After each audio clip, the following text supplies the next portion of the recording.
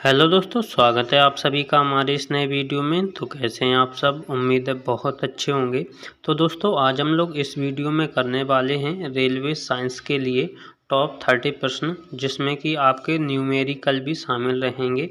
तो दोस्तों ये वीडियो आपके लिए बहुत ही इम्पोर्टेंट होने वाला है। चाहे आप रेलवे की किसी भी एग्ज़ाम की तैयारी कर रहे हैं, चाहे आप ALP technician, RPF SI constable, NTPC या ग्रुप डी किसी भी एग्ज़ाम की तैयारी कर रहे हैं, या इसके अलावा आप किसी भी एग्ज़ाम की तैयारी कर रहे हैं जिसमें भी साइंस आती है, तो आपके लिए ये टॉपिक बहुत ही और ये प्रश्न इम्पोर्टेंट होने वाले हैं।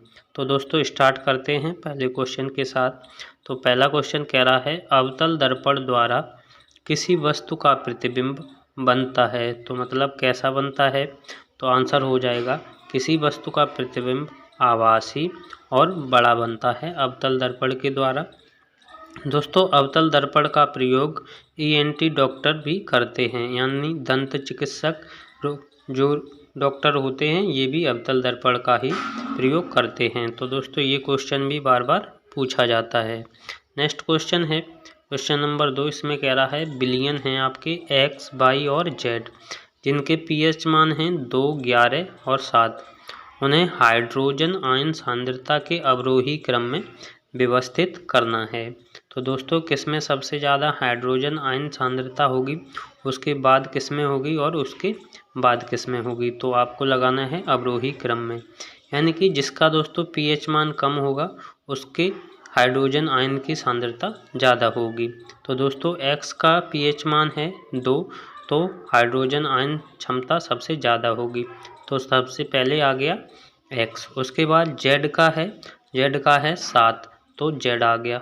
और उसके बाद है आपका Y का, तो Y का हो गया 11। तो यानी कि सबसे ज़्यादा हाइड्रोजन आयन की सांद्रता X में होगी, उसके बाद Z में होगी और उसके बाद Y में होगी। दोस्तों तो उम्मीद है आपको पसंद आ रहा होगा। नेक्स्ट है दोस्तों, आगे बढ़ते हैं क्वेश्चन नंबर 3। इसमें कह रहा है, प्रोटीन की जानकारी प्रदान करने वाले DNA के भाग को क्या कहते हैं? आंसर हो जाएगा आपका जीन। जो भी प्रोटीन की जानकारी प्रदान करते हैं तो उस DNA के भाग को जीन कहते हैं। नेक्स्ट है दोस्तों, लैंगिक प्रजनन के दौरान जब जब अलग अलग जीवा कोशिका संयोजित होती है तो क्या बनाते हैं? तो दोस्तों इसके बाद बनता है आपका युग्मनज। तो दोस्तों आंसर हो जाएगा आपका युग्मनज। नेक्स्ट है दोस्तों क्वेश्चन नंबर 5। इसमें कह रहा है, अणु शब्द किसने प्रतिपादित किया था? तो अणु शब्द को सबसे पहले डेमोक्रिटस ने प्रतिपादित किया था। नेक्स्ट है, टंगस्टन का गलनांक कितना होता है? तो राइट आंसर हो जाएगा 3380 डिग्री सेल्सियस टंगस्टन का गलनांक होता है। दोस्तों गलनांक वह बिंदु होता है जिस पर कोई वस्तु पिघलना स्टार्ट कर देती है। तो टंगस्टन का गलनांक 3380 डिग्री सेल्सियस होता है। नेक्स्ट है दोस्तों आपका क्वेश्चन नंबर 7। कह रहा है, कौन सी वस्तु उच्च तापमान पर ऑक्सीजन से ऑक्सीकरण नहीं होती है? तो दोस्तों आंसर हो जाएगा आपका इसमें मिश्र धातु। जो भी मिश्र धातु होती है वो उच्च तापमान पर ऑक्सीजन से ऑक्सीकरण नहीं होती है। नेक्स्ट है दोस्तों, प्रकाश संश्लेषण के लिए आवश्यक नहीं है। तो दोस्तों जब भी प्रकाश संश्लेषण होता है तो उसमें ऑक्सीजन की आवश्यकता नहीं पड़ती है। तो दोस्तों किसकी पड़ती है? तो इसमें आपकी पड़ती है कार्बन डाइऑक्साइड और सूर्य के प्रकाश और क्लोरोफिल की। दोस्तों प्रकाश संश्लेषण के द्वारा ही पौधे अपना भोजन सूर्य के प्रकाश की उपस्थिति में स्वयं बनाते हैं। नेक्स्ट है दोस्तों आपका क्वेश्चन नंबर 9। इसमें कह रहा है, जिन पदार्थों की गंध अम्ल या क्षार माध्यम में बदल जाती है उन्हें क्या कहते हैं? तो दोस्तों आंसर हो जाएगा आपका ग्राड़ सूचक। उन पदार्थों को कहते हैं ग्राड़ सूचक या ऑल्फैक्टरी। ये ऐसे पदार्थ होते हैं जिनकी गंध अम्ल या क्षार में बदल जाती है।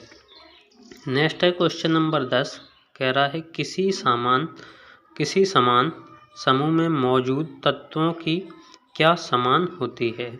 तो दोस्तों आवर्त सारणी में जो आपके समूह होते हैं ये होते हैं 18 और ग्रुप आवर्त होते हैं ये होते हैं 7। तो जो समूह होते हैं इनमें संयोजी इलेक्ट्रॉन की संख्या समान होती है सभी समूहों में। तो दोस्तों आगे बढ़ते हैं।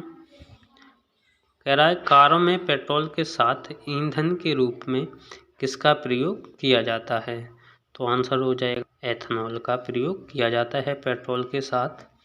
नेक्स्ट है कणों की गतिज ऊर्जा सर्वाधिक किस में होती है? आंसर हो जाएगा प्लाज्मा। प्लाज्मा में कणों की गतिज ऊर्जा सर्वाधिक होती है। नेक्स्ट है दोस्तों कह रहा है 6 वोल्ट प्रतिरोध वाले एक स्रोत में 0.5 एम्पियर की धारा प्रवाहित होती है तो शक्ति क्या है यानी कि पावर क्या है? तो दोस्तों फॉर्मूला होता है P बराबर VI यानी कि पावर बराबर V वोल्ट और I एम्पियर हो जाएगा। तो दोस्तों B की जगह आपको रखना है 6 और इंटू I की जगह 0.5 जो कि आपको क्वेश्चन में दिया गया है और यहाँ से इसको सॉल्व करना है। तो P की वैल्यू आ जाएगी 3.0 वाट। तो राइट आंसर हो जाएगा 3 वाट। नेक्स्ट है दोस्तों आपका क्वेश्चन नंबर 14 कह रहा है दंत क्षय तब शुरू हो जाता है जब मुंह का pH मान कितना होता है? यानी कि दांतों का जो क्षय कब शुरू हो जाता है? तो राइट आंसर हो जाएगा जब भी मुंह का pH मान 5.5 से कम हो जाता है तो दांतों का क्षय होना प्रारंभ हो जाता है। नेक्स्ट है दोस्तों एक पौधे के बीज में आगामी पौधा किस रूप में होता है? जो भी पौधे का बीज होता है उसमें उत्पन्न होने वाला पौधा किस रूप में होता है? तो ये होता है दोस्तों आपका ब्रूड के रूप में। तो दोस्तों उम्मीद है वीडियो आपको पसंद आ रहा होगा। तो अगर वीडियो आपको पसंद आ रहा है तो आप लोग वीडियो को लाइक भी कर दीजिए और दोस्तों के साथ ग्रुप में शेयर भी कर दीजिए। आगे बढ़ते हैं नेक्स्ट क्वेश्चन की तरफ। नेक्स्ट क्वेश्चन में कह रहा है एक वस्तु एक नियत वेग से किसी दिशा में गति करती है तो वस्तु पर लागू नेट बल क्या होगा? तो दोस्तों इसका आंसर हो जाएगा 0 होगा। दोस्तों अगर किसी वस्तु का वेग नियत है यानी वेग चेंज नहीं हो रहा तो उस पर नेट बल जो लगता है वो आपका 0 हो जाता है। नेक्स्ट है प्रजनन की प्रक्रिया के दौरान उत्पन्न होने वाली भिन्नताएं कैसी होती हैं? तो दोस्तों राइट आंसर हो जाएगा वंशागत होती हैं। जो भी प्रजनन की प्रक्रिया के दौरान भिन्नताएं या विकार उत्पन्न होते हैं तो ये वंशानुगत होते हैं। नेक्स्ट है दोस्तों आपका अमोनिया में नाइट्रोजन की संयोजकता कितनी होती है? तो दोस्तों अमोनिया का सूत्र होता है NH3। N होता है नाइट्रोजन और H होता है हाइड्रोजन। तो यहाँ से आपको नाइट्रोजन की संयोजकता पूछी है तो राइट आंसर हो जाएगा 3। दोस्तों यहीं अगर आपसे हाइड्रोजन की संयोजकता पूछ ली जाए तो राइट आंसर आपका 1 हो जाएगा यानी कि ये आपका नंबर चेंज हो जाता है। तो यहाँ जब N के पास कुछ नहीं लिखा है तो यहाँ पर हम 1 मानते हैं। तो उम्मीद है दोस्तों आपको ये पसंद आया होगा और समझ में भी आया होगा। नेक्स्ट है जब सिल्वर क्लोराइड को सूर्य के प्रकाश में रखा जाता है तो है किसके बनने के कारण भूरे रंग का हो जाता है? तो दोस्तों राइट आंसर हो जाएगा सिल्वर धातु। दोस्तों जब भी सिल्वर क्लोराइड को सूर्य के प्रकाश में रखा जाता है तो ये अभिक्रिया कर लेता है और उसके बाद सिल्वर धातु बनती है। नेक्स्ट है आपका आभासी और सीधी छवि के लिए दर्पण का आवर्धन कैसा होना चाहिए? आंसर हो जाएगा धनात्मक। किसी भी वस्तु की छवि अगर आभासी और सीधी है तो उसके लिए आवर्धन हमेशा धनात्मक होता है। नेक्स्ट है अम्लों के साथ साथ क्षारों के साथ भी अभिक्रिया करते हैं उन्हें क्या कहते हैं? तो आंसर हो जाएगा उभयधर्मी ऑक्साइड। वे ऑक्साइड जो अम्लों के साथ साथ क्षारों से भी अभिक्रिया कर लेते हैं उभयधर्मी ऑक्साइड कहलाते हैं। नेक्स्ट है आपका क्वेश्चन नंबर 22 कह रहा है बल द्वारा किया गया कार्य धनात्मक होता है तो कब होता है? तो आंसर हो जाएगा विस्थापन जब बल की दिशा में होता है तो बल द्वारा किया गया कार्य धनात्मक होता है। नेक्स्ट है किस वर्ग के प्राणियों में श्वसन गलफड़ों अथवा फेफड़ों के द्वारा होता है। तो दोस्तों उभयचर जो वर्ग के प्राणी होते हैं इनमें श्वसन जो होता है गलफड़ों और फेफड़ों द्वारा होता है।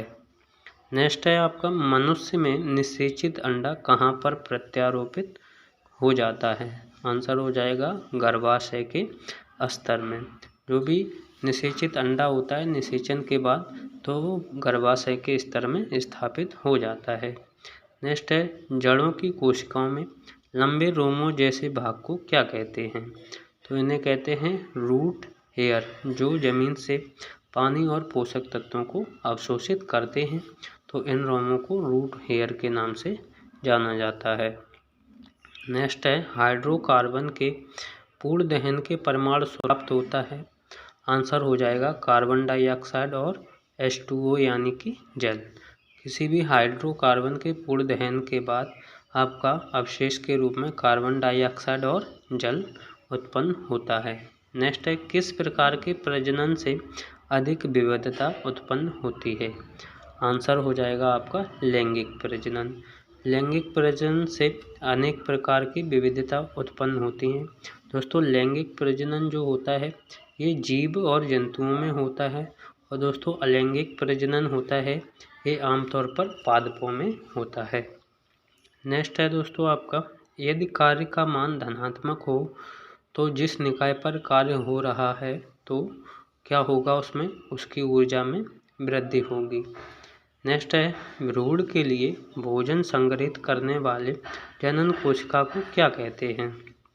राइट आंसर हो जाएगा मादा युग्मक।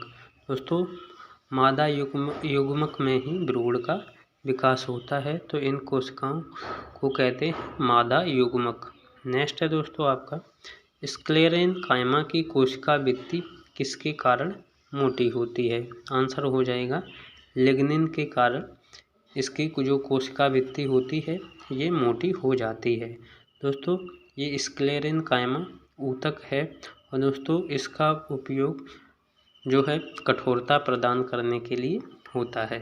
तो दोस्तों उम्मीद है वीडियो आपको पसंद आया होगा। तो अगर वीडियो पसंद आए तो आप लोग वीडियो को लाइक कीजिए, शेयर कीजिए और ऐसे ही इम्पोर्टेंट वीडियो पाने के लिए आप चैनल को भी सब्सक्राइब कर लीजिए, जिससे कि आने वाली अपडेट आपको समय से मिलती रहे। तो दोस्तों वीडियो को देखने के लिए आप सभी का बहुत बहुत धन्यवाद।